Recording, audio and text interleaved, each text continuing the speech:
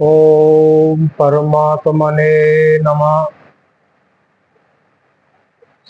यथार्थ श्रीमद् भगवत गीता अध्याय 2। आज हम अध्याय 2 श्लोक 31, 32, 33, 34, 35 में महायोगेश्वर श्री कृष्ण भगवान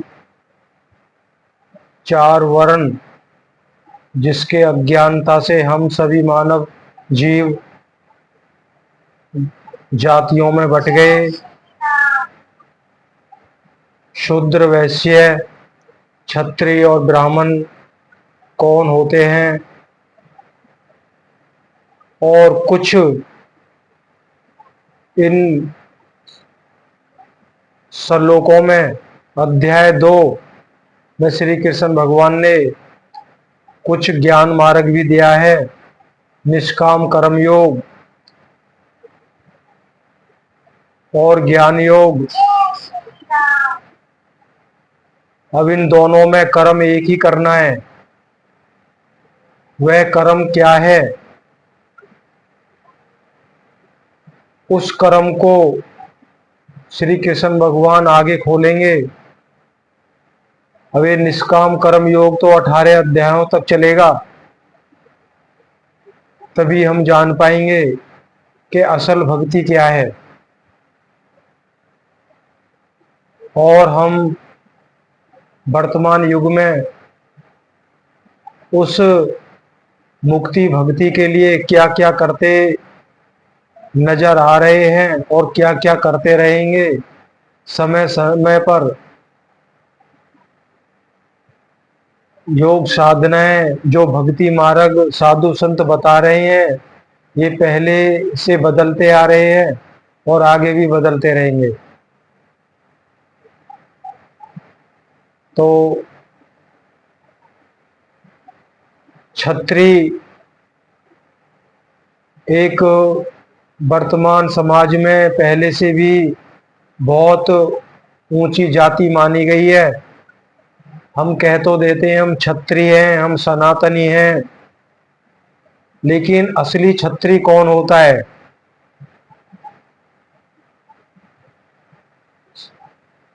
यथार्थ गीता के माध्यम से महायोगेश्वर श्री कृष्ण भगवान जो बताना चाहते हैं, अगर उस पहलू से देखें तो हम सभी शूद्र हैं, हम सभी नीच हैं, हम क्षत्रिय नहीं है।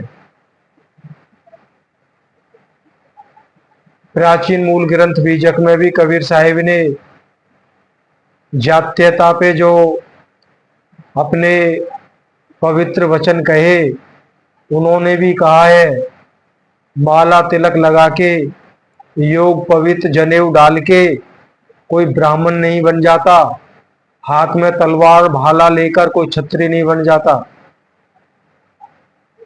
जन्म और मरण अवस्था ऐसी होती है, सभी मानव प्राणी उसमें शुद्ध अवस्था में होते हैं।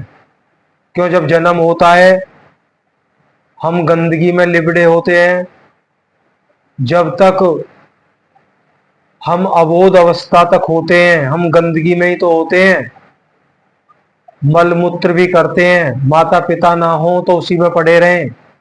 लेकिन जब समझ आती है, जब कुछ बड़े होते हैं, तो विषय वासना रूपी गंदगी हमारे अंदर बढ़ जाती है, तब भी हम शुद्ध अवस्था में होते हैं। और जब बुजुर्ग अवस्था आती है, कई प्रकार की आदि व्याधि शरीर में लग जाती है। हम सभी ने देखा है, मल मूत्र भी सैया पे छूट जाते हैं, पता भी नहीं चलता है कब मल मूत्र हमारा निकल गया, उसी में पड़े रहते हैं रातों रात। तो वो अवस्था भी तो शूद्र की होती है। वो अवस्था बोल के तो आती नहीं है ब्राह्मण है, इसके साथ आदि व्याधि नहीं लगेंगी। सभी के साथ ऐसा होता है। तो हमें इन सब चीजों से बाहर निकलना है, तभी तो सत्यता की तरफ बढ़ेंगे। आइए सुनते हैं यथार्थ श्रीमद् भगवत गीता अध्याय 2 श्लोक 31 में महायोगेश्वर श्री कृष्ण भगवान क्या कहते हैं।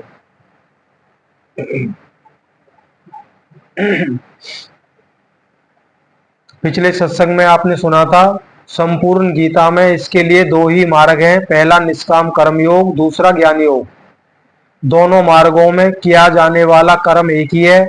उस कर्म की अनिवार्यता पर बल देते हुए योगेश्वर श्री कृष्ण ज्ञान योग के विषय में कहते हैं, अर्जुन, स्वधर्म देखकर भी तू भय करने योग्य नहीं है, क्योंकि धर्म संयुक्त युद्ध से बढ़कर अन्य कोई परम कल्याणकारी मार्ग क्षत्रिय के लिए है ही नहीं।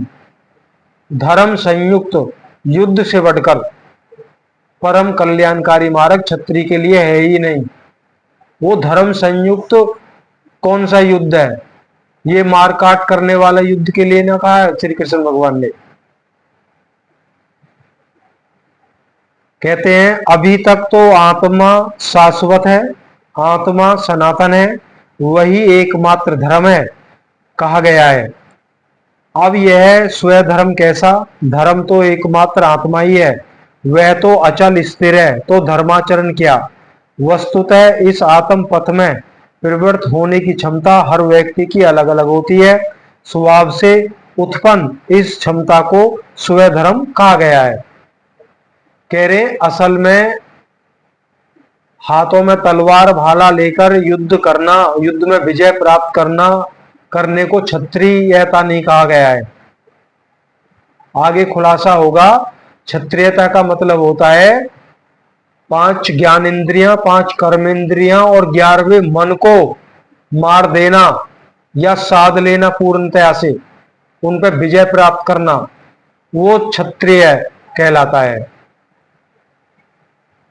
और हर साधक की अपनी अपनी अवस्था होती है। जो साधना पथ पे चलता है उसकी अपनी अपनी अवस्था होती है, किसी की तेज होती है, किसी की मंद होती है। इसी एक सनातन आत्मिक पथ पर चलने वाले साधकों को महापुरुष ने स्वभाव से उनकी क्षमता के अनुसार 4 श्रेणियों में बांटा। सनातन आत्मिक पथ ये क्या है? स्वाध्याय, अपने निज स्वरूप की खोज करना, आत्मा के अधिपत्य में आचरण करना या साधना करना। इस मार्ग पे जब चलते हैं तो सभी साधक जो होते हैं उनका जो अपना अपना स्वभाव होता है, कोई तेजी से बढ़ता है, कोई धीरे धीरे बढ़ता है। इसीलिए 4 श्रेणियों में साधक की अवस्था को बांटा है। अब ध्यान दीजिएगा, संपूर्ण ज्ञान हो जाएगा कौन कौन सी वो 4 साधक की श्रेणी होती है, कौन कौन सी वो 4 अवस्थाएं होती हैं एक साधु की, जब वो उस मार्ग पे बढ़ता है, आत्मिक मार्ग पे बढ़ता है। कहते हैं शूद्र, वैश्य, क्षत्रिय और ब्राह्मण, ये 4 अवस्थाएं होती हैं, ये 4 श्रेणी होती हैं। साधना की प्रारंभिक अवस्था में, साधना की जो शुरुआत अवस्था होती है, प्रत्येक साधक शूद्र अर्थात अल्पज्ञ होता है। शुरुआत में हमें ज्ञान तो होता नहीं है, तो उस अवस्था में हमें जब कोई ज्ञान नहीं होता, हम अल्पज्ञ होते हैं और हम शूद्र अवस्था में होते हैं, पहली श्रेणी में होते हैं। घंटों भजन में बैठने पर वह 10 मिनट भी अपने पक्ष में नहीं होता। क्यों? हमारा मन तो चला मायने, एक सेकंड नहीं रुकता है, हम घंटों भजन पे बैठे रहते हैं। वह प्रकृति के माया जाल को काट नहीं पाता है। इस अवस्था में महापुरुष की सेवा से उसके स्वभाव में सद्गुण आते हैं। जब हम साधु की संगत करते हैं, सच्चे संत की शरणागत होते हैं, उनकी सेवा करते हैं, आश्रम की साफ सफाई करते हैं, गुरु के उपदेश का पालन करते हैं, तो धीरे धीरे जो हमारी शुद्ध अवस्था होती है, हम अज्ञानी होते हैं, हमारे अंदर सद्गुण आने शुरू हो जाते हैं। वह वैश्य श्रेणी का साधक बन जाता है। जब सद्गुण आ जाते हैं तो हमारी अवस्था शूद्र से उठकर वैश्य बन जाती है, वैश्य अवस्था में आते हैं। वैश्य हम बनियाओं को कहते हैं, जो व्यापारी होते हैं उनको बोलते हैं, क्यों? व्यापारियों का काम होता है धन को अर्जित करना, धन को बढ़ाना। तो ऐसे ही उन सद्गुण और ज्ञान को हम बढ़ाते हैं तो हमारी अवस्था कौन सी होती है? वैश्य अवस्था होती है। आत्मिक संपत्ति ही स्थिर संपत्ति है। आत्मा की जो संपत्ति है, जो आत्मा, आत्मिक ज्ञान, जो आत्मा का जो निस्वरूप है, उसको पाने का जो सत मार्ग है, जब उस पे हम चलते हैं, जो शक्ति अर्जित होती है, वही असल संपत्ति है। केवल वही असल संपत्ति है। वही हमें इस जन्म मरण के दुखों से छुटकारा दिलाती है, वही पिंड से छुटकारा दिलाती है। इसलिए उससे बड़ी कोई संपत्ति है ही नहीं। इसका वह सनेह सनेह धीरे धीरे संग्रह और गोपालन अर्थात इंद्रियों की सुरक्षा करने में सक्षम हो जाता है। काम क्रोध इत्यादि से इंद्रियों की हिंसा होती है तथा विवेक वैराग से इनकी सुरक्षा होती है, किंतु प्रकृति को निर्वीज करने की क्षमता उनमें नहीं होती। कर्म से उन्नति करते करते साधक के अंतःकरण में तीनों गुणों को काटने की क्षमता अर्थात क्षत्रिय तत्व आ जाता है। जब ये रजोगुण तमोगुण सतोगुण के प्रभाव को भी काटने की क्षमता इनको साध लेता है जो साधक, तो वो कौन सी श्रेणी में आ जाता है? क्षत्रिय श्रेणी में आ जाता है। वो असली क्षत्रिय होता है, क्यों? वो इन पे विजय प्राप्त कर लेता है। काम क्रोध लोभ मोह मद इत्यादि जो गुण है हमारे भीतर, वासनाएं जो हमारे अंदर हैं, इनके जो रस हैं, काम क्रोध विषय, काम क्रोध लोभ मोह आदि के जो विषय हैं, रूप रस गंध स्पर्श और शब्द, सब इनको साध लेता है वो साधक। तो कौन? तो वो क्षत्रिय श्रेणी में होता है। इनको मारना आसान नहीं है। पूरे देश पे सब पे हम विजय प्राप्त कर लें तलवार भाला लेकर के, तो हम क्षत्रिय नहीं कहलाएंगे। असल क्षत्रिय वो होता है जो साधक इन पे अपने विषयों पे विजय प्राप्त कर लेता है, वो असली क्षत्रिय है।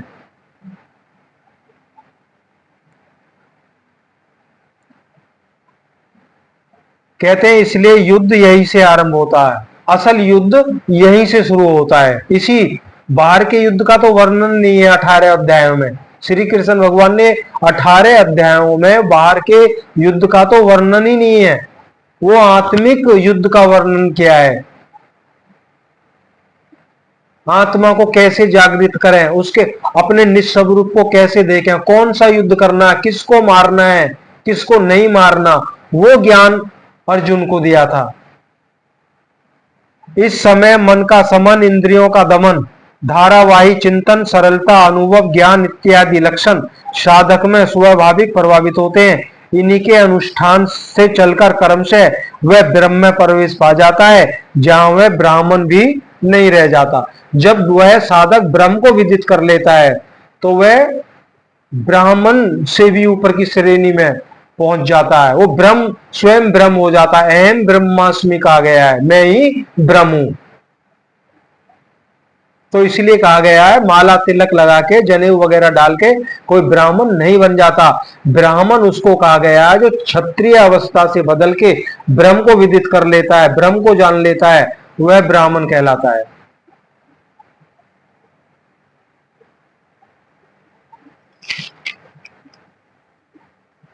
अब कहते हैं विदेह राजा जनक की सभा में महर्षि याज्ञवल्क्य ने चाणक्य उस्ती कौरव आरुणि उदालक और गार्गी के प्रश्नों का समाधान करते हुए बताया है। आत्म साक्षात्कार का पूर्णतया संपादन करने वाला ही। अब यहां ध्यान देना है, करना क्या है, कौन असली साधु होता है। हम YouTube के माध्यम से सत्संग और स्वयं जाते हैं, सत्संगों के माध्यम से हम बहुत संतों की शरण में जाते हैं, लेकिन आज पता चलेगा असल संत कौन होता है, असल ज्ञान किस संत का होता है, कौन संत किस मार्ग पे है और हमें क्या मार्ग देता है। यह कहते हैं आत्म साक्षात्कार का पूर्णतया संपादन करने वाला ही ब्राह्मण होता है, वही गुरु होता है। जो आत्म साक्षात्कार कर चुका हो और वही मार्ग हमें देता हो, लेकिन ऐसा नहीं होता है। उन्हीं को आत्मज्ञानी कहा जाता है। यह आत्मा ही लोक परलोक और समस्त प्राणियों को भीतर से नियमित करता है। सूर्य, चंद्रमा, पृथ्वी, जल, वायु, अग्नि, तारागण, अंतरिक्ष, आकाश एवं प्रत्येक क्षण इस आत्मा के ही प्रशासन में है। यह तुम्हारा आत्मा अंतर्यामी अमृत है, आत्मा अक्षर है, इससे भिन्न सब नाशवान है। सब कुछ आत्मा से ही चलेमान है। एक आत्मा ही सत्य है, बाकी सब क्षणभंगुर है, नाशवान है।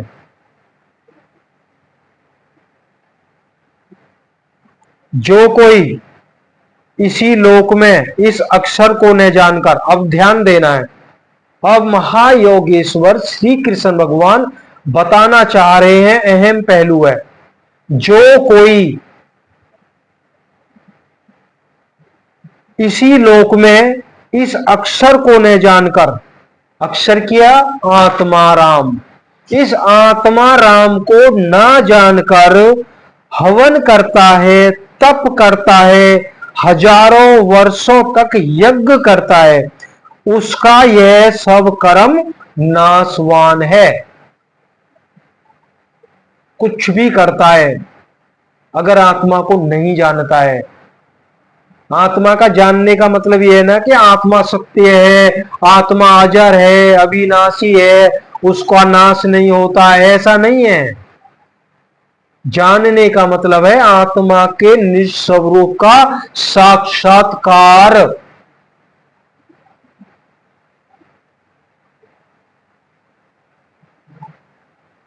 उस रूप में 24 घंटे समाहित रहता है वह साधु।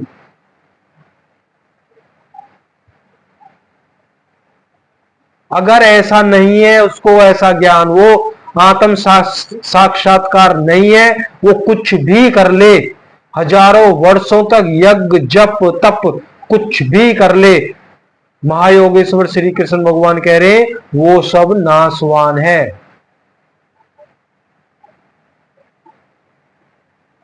अध्याय 2 श्लोक 31 में ये सब बताया जा रहा है।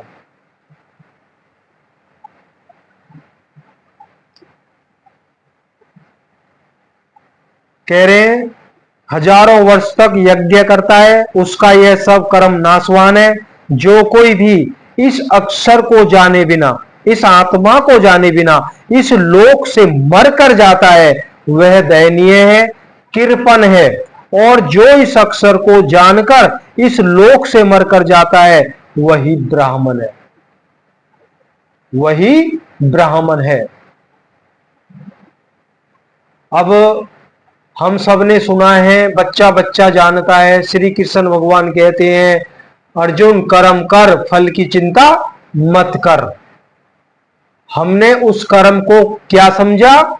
इस अपने प्रकृति मंडल, इस भौतिक जगत के अपने दैनिक कार्यों को कर्म मान लिया। हमें कर्म करना है, फल की चिंता नहीं करनी है, क्योंकि ऐसा श्री कृष्ण भगवान ने कहा है। उन्होंने पहले भी बताया है आपको, इस भौतिक जगत से संबंधित ऐसा ज्ञान उन्होंने दिया ही नहीं है। उन्होंने वही कर्म की बात कही है।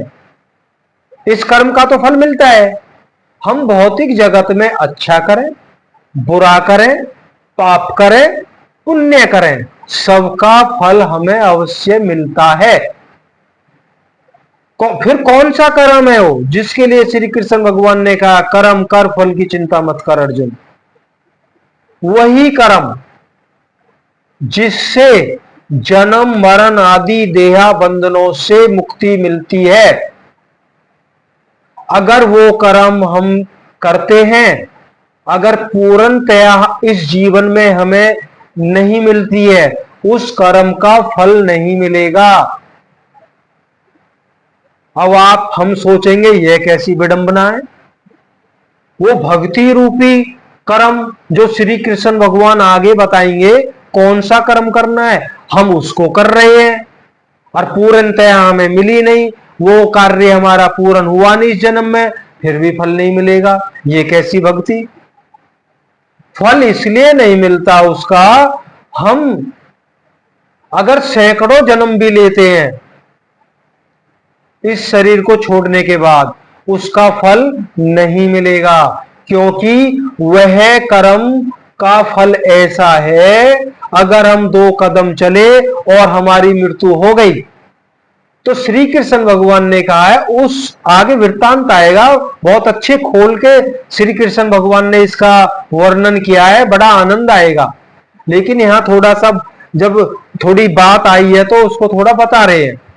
तो श्री कृष्ण भगवान ने कहा है, उस जीव का वह कर्म नष्ट नहीं होता, वह मेरे पास सुरक्षित रहता है। जब वह जीव 84 भोग के आता है, अगर क्यों हमारे कुछ पाप भी तो होते हैं, मान लो मृत्यु हमारा समय आ गया, ऐसे समझते हैं 10 दिन हमारा 10 दिन रह गए हमारे पास में, हमारा समय पूर्ण होने वाला है, शरीर हमारा स्वस्थ है, लेकिन हमने पाप कर्म बहुत करे हैं। लेकिन किसी महापुरुष की शरण में आके हमें ज्ञान हो गया, तो हमने उस 10 दिनों में उस ज्ञान को हासिल किया और हमने 10 दिन उस ज्ञान के मुताबिक हमने अपना जीवन ढाल लिया।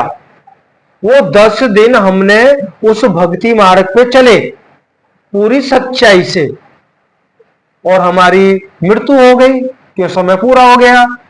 तो जो हमने पाप कमाए तो उसका फल तो मिलना है, और फल कहां मिलेगा? 84 में। तो हम अनंत अधोगति में जाएंगे, अनंत नाना प्रकार के शरीर धारण करेंगे, उस फल को भोगना है।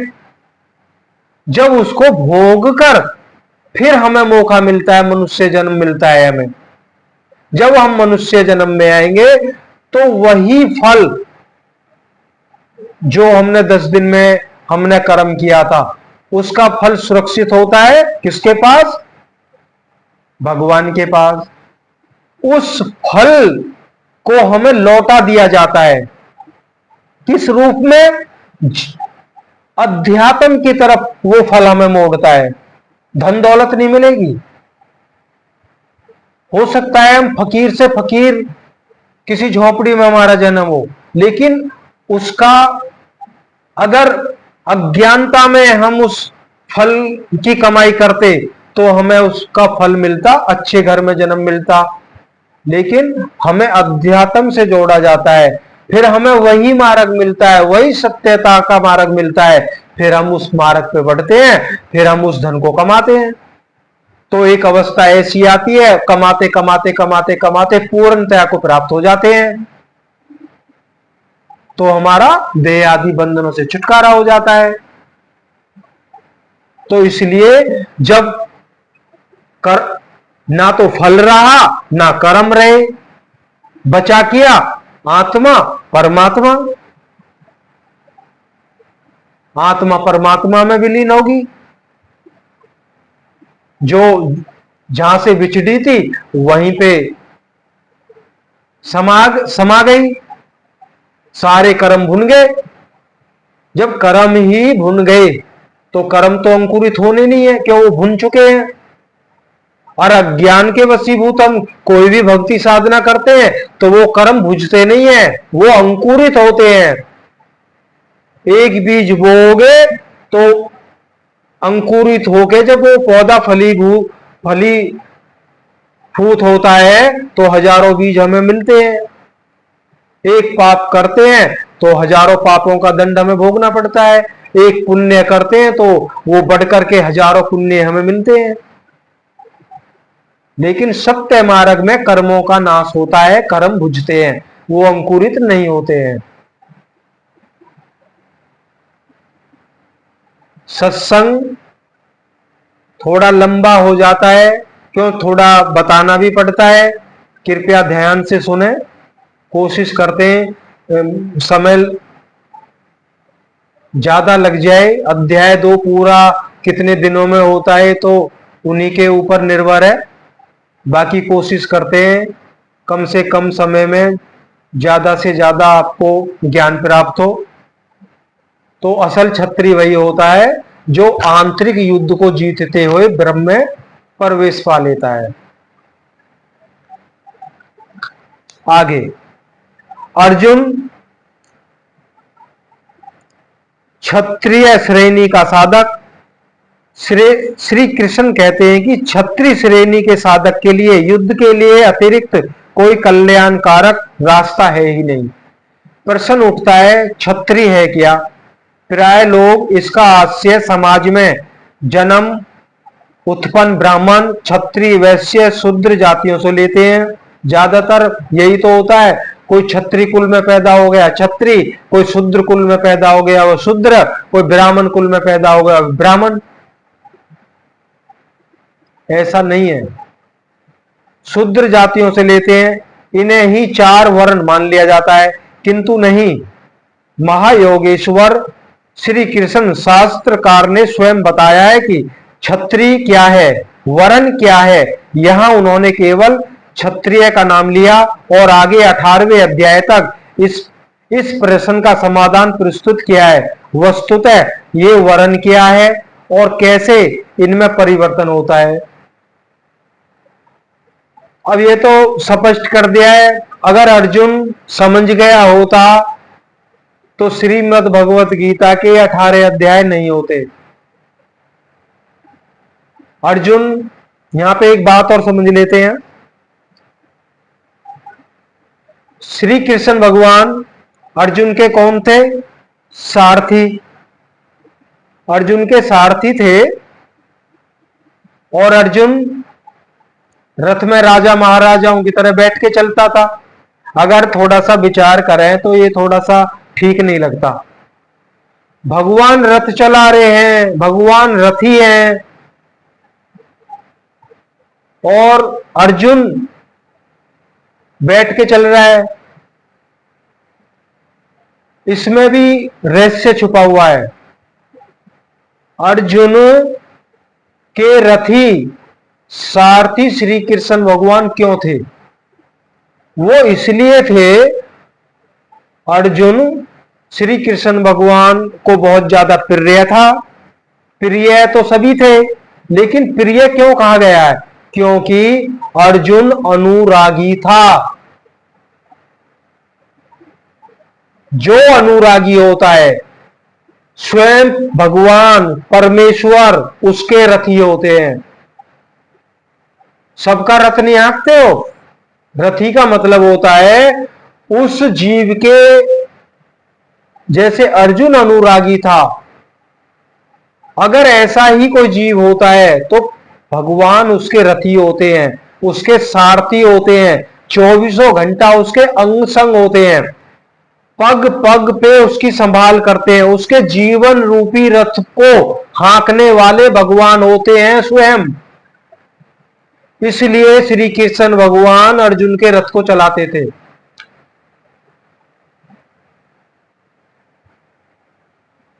ये मुझे नहीं पता, ये कहीं लिखा हुआ है। इस अज्ञानता, इस मोटी बुद्धि से यही मेरी समझ में आया। भगवान उसके रथी हो जाते हैं जो पूरा समर्पण परमात्मा को कर देता है। वहां परमात्मा उसके रथी हो जाते हैं। उसके जीवन रूपी रथ को परमात्मा हाँकते हैं। साधक के अंदर ताकत ही नहीं है, वो एक कदम भी चल जाए, चलाने वाले परमात्मा है।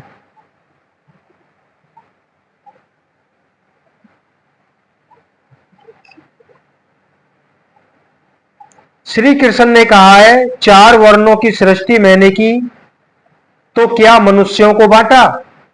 श्री कृष्ण कहते हैं कि नहीं, मैंने 4 वर्णों को तो बनाया है लेकिन मनुष्यों को नहीं बांटा। गुणों के माध्यम से कर्म को 4 भागों में बांटा। अब यह देखना है वह कर्म क्या है जिसे बांटा गया। गुण परिवर्तनशील है। साधना की उचित प्रक्रिया द्वारा तामसी से राजसी और राजसी से सात्विक गुणों में प्रवेश मिलता है। अंतः ब्राह्मण स्वभाव बन जाता है।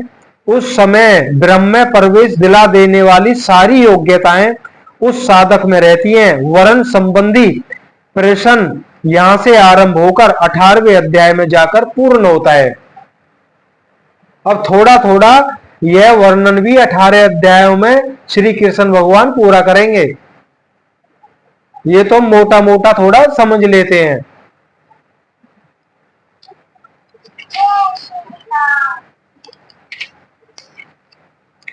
थोड़ा सा और लेते हैं। स्वभाव से उत्पन्न इस धर्म में प्रवृत्त होने की क्षमता जिस स्तर को हो, भले ही वह गुण रहित शुद्ध श्रेणी का हो, तब भी परम कल्याण करती है, क्योंकि आप कर्म से वहीं से उत्थान करते हैं। उससे ऊपर वालों की नकल करके साधक नष्ट हो जाता है। अर्जुन अब यहाँ पे कह रहे हैं, अगर हम नकल करेंगे, ऊंचे ऊंचे जो साधक होते हैं, जो काफी ऊपर पहुंच गए हैं, अगर उनकी नकल करके हम भक्ति करेंगे तो हमारा रास्ता नष्ट भ्रष्ट हो जाएगा। असल यही है, उत्थान तभी होगा जब हम शुद्र श्रेणी से अपने योग मार्ग को बढ़ाएं, उसको साधें। अर्जुन क्षत्रिय श्रेणी का साधक था। अर्जुन क्षत्रिय श्रेणी का साधक था। उसमें इतना गुण था, इतना उसने अपने आप को साधा हुआ था, वह क्षत्रिय श्रेणी का साधक था। श्री कृष्ण भगवान जानते थे ये अपनी मन का दमन, इंद्रियों का समन कर सकता है, इसलिए उन्होंने गीता का ज्ञान दिया। वो आंतरिक युद्ध का उनको ज्ञान समझाया कि अर्जुन ऐसा कर सकता है, इसलिए अर्जुन को अनुरागी भी कहा गया है।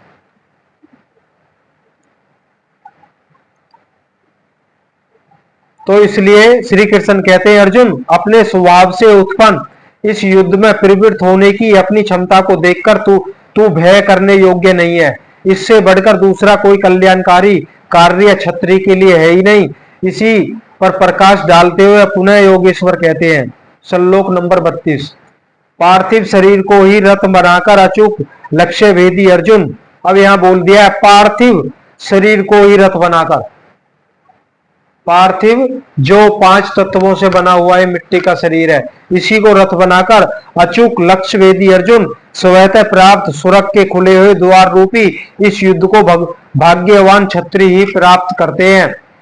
क्षत्रिय श्रेणी के साधक में तीनों गुणों को काट देने की क्षमता रहती है, इसलिए स्वर्ग का द्वार खुला है। क्योंकि अब अर्जुन क्षत्रिय तो था, अब कैसा क्षत्रिय था? रजोगुण, तमोगुण, सतोगुण, इन गुणों को काटने की क्षमता अर्जुन में थी। अर्जुन तो वैसे भी स्वर्ग का अधिकारी था, स्वर्ग के द्वार खुले थे अर्जुन के लिए, तो क्यों वो इन पर विजय प्राप्त कर चुका था। अब देखो बहुत अच्छा आगे वर्णन है। तो अर्जुन के लिए तो स्वर्ग के द्वार खुले ही थे, क्योंकि उसमें दैवी संपत्ति पूर्णतः अर्जित रहती है, स्वर्ग में विचरने की उसमें क्षमता रहती है। यही खुला हुआ स्वर्ग का द्वार है। क्षेत्रज्ञ के इस युद्ध को भाग्यवान क्षत्रिय ही पाते हैं, क्योंकि उनमें ही इस संघर्ष की क्षमता है। दुनिया में लड़ाइयां होती हैं, विषम सिमट कर लड़ता है, प्रत्येक जाति लड़ती है, किंतु शाश्वत विजय जीतने वालों को भी नहीं मिलती।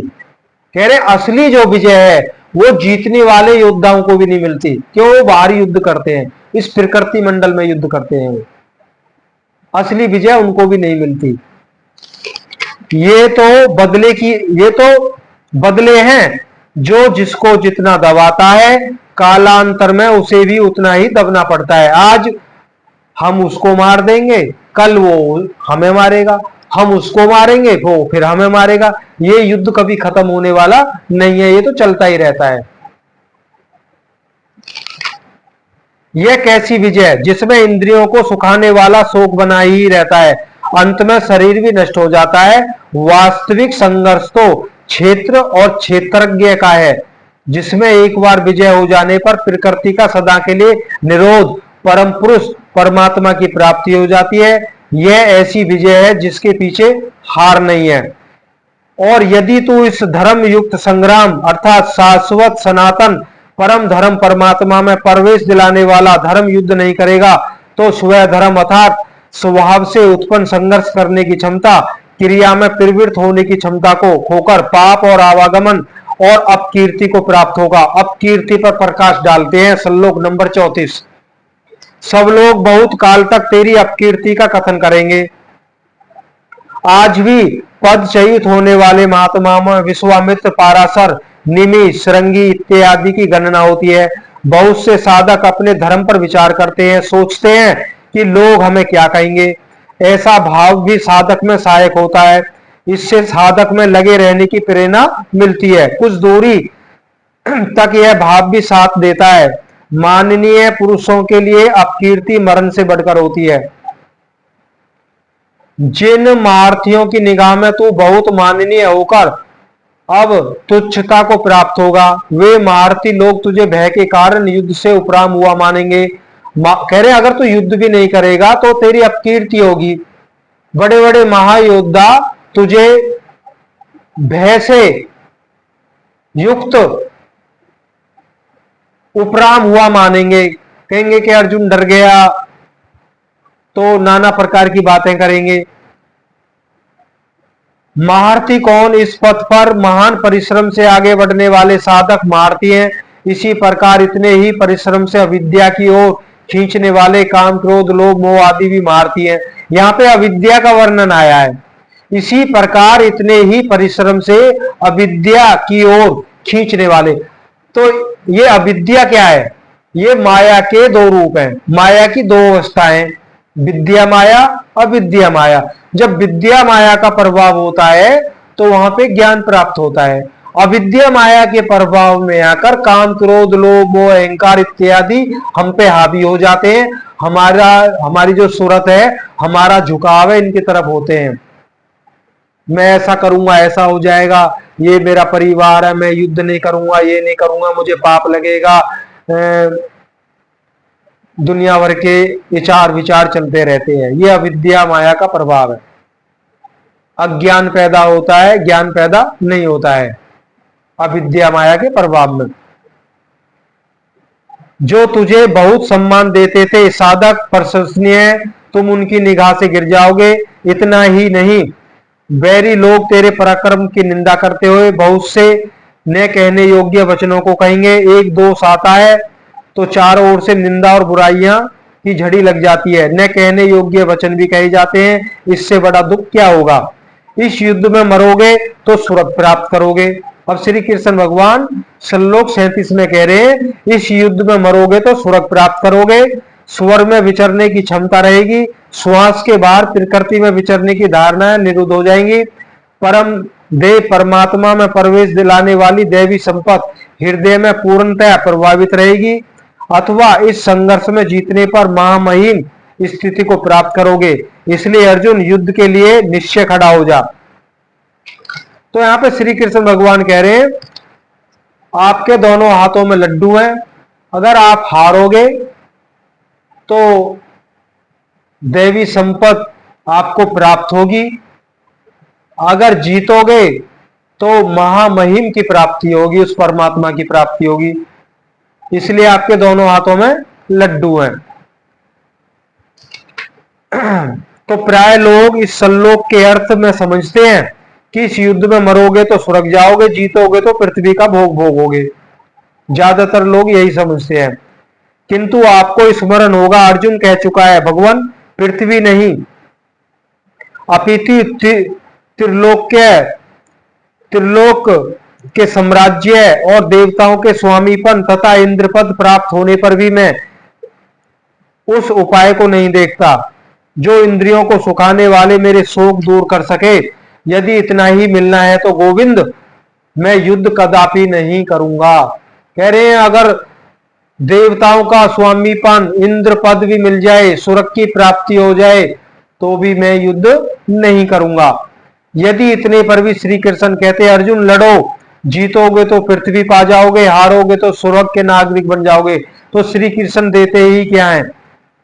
अर्जुन इससे आगे का सत्य श्रेय परम कल्याण की कामना वाला शिष्य था। जिसे मतलब अर्जुन कुछ और ही पाना चाहता था। कह रहे हैं अगर मुझे यही मिलना है तो मैं युद्ध नहीं करूंगा। अर्जुन तो कुछ और ही पाना चाहता था, लेकिन उसको समझ नहीं पा रहा था। अर्जुन अभी भी श्री कृष्ण भगवान को अपने ही स्तर का एक महायोगी समझ रहा था। अर्जुन भी अपने को ज्ञानी समझता था। तो यहां पे बोल रहे हैं कि तो श्री कृष्ण दे ही क्या रहे हैं। अर्जुन इससे आगे का सत्य, श्रेय, परम कल्याण की कामना वाला शिष्य था। वो कुछ और ही श्रेय चाहता था, जिसे सतगुरु श्री कृष्ण ने बताया, क्षेत्रज्ञ के इस संघर्ष में यदि शरीर का समय पूरा हो जाता है और लक्ष्य तक नहीं पहुंच सके तो स्वर्ग प्राप्त करोगे। अभी वो जो बात आई थी, अगर पूर्णता प्राप्त नहीं हो रही है तो स्वर्ग की प्राप्ति हो जाएगी, देवी संपत्ति हृदय में ढल जाएगी और इस शरीर के रहते रहते संघर्ष में सफल हो जाते हो तो महामहिम सबसे महान ब्रह्म की महिमा का उपभोग करोगे, महामहिम की स्थिति प्राप्त कर लोगे। जीतोगे तो सर्वस्व, क्योंकि महामहिम को पाओगे, और हारोगे तो देव तत्व। दोनों हाथों में लड्डू रहेंगे, लाभ में भी लाभ, हानि में भी लाभ। पुनः इसी पर बल देते हैं। श्लोक 38। इसी प्रकार सुख सुख दुख, लाभ हानि, जय पराजय को समान समझकर तू युद्ध के लिए तैयार हो। युद्ध करने से तू पाप को प्राप्त नहीं होगा। अर्थात सुख में सर्वस्व और दुख में देव तत्व है, लाभ में महिम की स्थिति अर्थात सर्वस्व और हानि में देव तत्व, जय में महामहिम स्थिति और पराजय में भी देवी संपद का अधिकार है। इसी प्रकार अपने लाभ हानि को भली प्रकार स्वयं समझकर तो युद्ध के लिए तैयार हो। लड़ने में ही दोनों वस्तुएं हैं, लड़ोगे तो पाप और आवागमन को प्राप्त नहीं पाओगे। अतः तू युद्ध के लिए तैयार हो।